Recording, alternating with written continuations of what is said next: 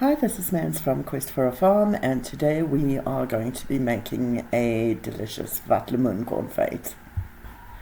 For those of you who've never heard of it before, it is a jam made by Afrikaners using the watermelon rind, so the green stuff that comes off the outside of the watermelon. It's basically a no-waste, delicious sweet treat. Alright, so to get our watermelon sorted, we are going to start by taking both ends off it, just like I'm doing here. And once we've done that, we are going to prop it upright like this. And I find the easiest way to do this is create a bunch of slices, like I'm doing here. So once you have your little slices, you are going to just cut the pink flesh like I'm doing here. What we're trying to do is we're trying to get rid of the pink flesh and be left with only the rind. Cutting it into little blockies. If you've watched a previous video, I actually do make a watermelon jam with that, and I save some to eat with a bit of salt. So you are going to be left with basically the rind and a tiny bit of pink like such. Okay, next up we are going to peel the very green outer skin off of our watermelon, because that is quite hard and quite tough. And what I did with the outer peels is they went onto the compost heap. So waste not, want not. So peel all of them, and then let's start chopping them up once we're done. Okay, and the way I chop them up is I take my little pie slices, run the knife straight down the middle. As you can see, the rind's quite tough, and then I just chop them up into little blockies. So what you're going to end up with is little squares or rectangles about this size, so pretty much the size of my thumbnail.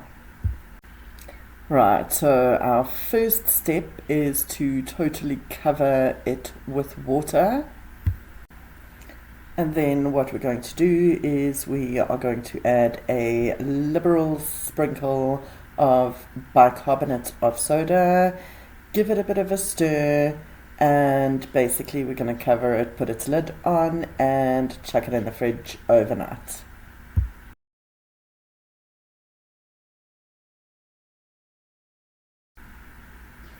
Alright, so our watermelon rind has been soaking overnight in its bicarb solution. So next thing we're going to do is we're going to drain the water out. As you can see, the pieces are kind of going slightly translucent. But what's left to do now, we're going to take this water out and we're going to replace with fresh water and leave that standing for an additional 2 hours. Right, so our 2 hours have passed and our pot is starting to warm up. So we are just plonking our watermelon rinds in the pot, and we are going to give them a good solid boilie. Alright, so as we are boiling away here, we are going to wait until they're fork tender, and we, in the meantime, are going to prepare our syrup. So while that's going on, we have been warming up our water. It's 2 liters of water, and to that I am adding 6 cups of sugar. To this we are going to add a goodly dash of lemon juice. Alright, so once our watermelon rinds have been boiling for about 20 minutes or so, you can see they kind of go a bit translucent and they are fork tender. So now we're going to start adding them to our syrup, which has come up to the boil already. So as we're transferring them into the syrup, we are going to start heating up our water bath canner, because we're going to water bath can this lot, And we're going to boil these in the syrup for anywhere from 20 minutes to about 45 minutes, depending on how thick you want it. Okay, so our water bath canner has come up to temperature, so we are starting to prepare to water bath can our Watlemoen jam. So we're going to start using our canning funnel. We are going to just start dishing our Waterlemoen jam into our jar, and once that is done, we are going to take our knife or our deep bubbler, and we're going to just make sure that there are no bubbles in there. So making sure that it's clear of bubbles. It's about 1/2 inch of headspace that we've given it. And next what we're going to do is we're going to take our little lappy or our piece of cloth, going to dunk it in some vinegar, and we're just going to wipe around the rim of our canning jar. We're doing this to make sure there are no cracks and there's nothing spilled. So then we're going to put our canning lid on. Please use a new canning lid. And we're going to turn our canning ring on just finger tight.